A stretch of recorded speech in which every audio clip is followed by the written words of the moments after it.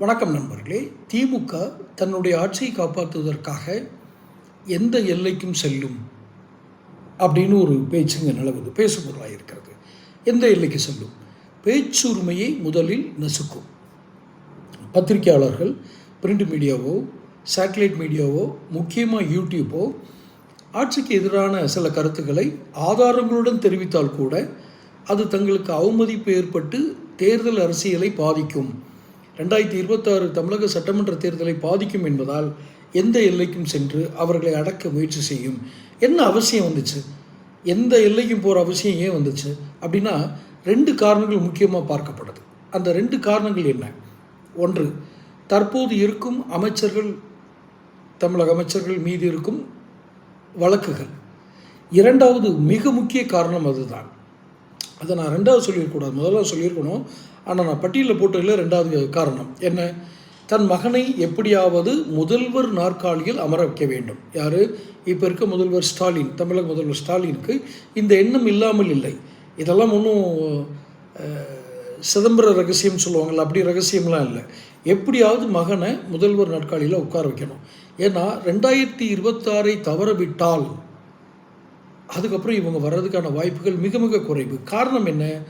நாங்கள் 75 வருஷ கட்சி, பல சோதனைகளை கடந்திருக்கோம். இதெல்லாம் வெற்று பேச்சு. இப்போ இருக்க சோதனைகள்லாம் சாதாரண சோதனைகளா? உதயநிதினால் அவ்வளோ எளிதாக முதல்வர் நாட்காலிக்கு வந்துட முடியுமா? 2026 விட்டா.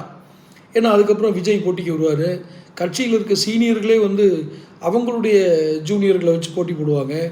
கட்சியை கைப்பற்றுவதற்கு பல வாய்ப்புகள் இருக்குது. மருமகன் இருக்கிறார். இவரால் அவர் சொத்து சேர்த்தாருன்னா கூட இந்த கட்சியை கைப்பற்றணும், சொத்துக்களை பாதுகாக்கணும்னா எந்த நிலைமைக்கு வருவாங்க? இதுதான் அரசியல்.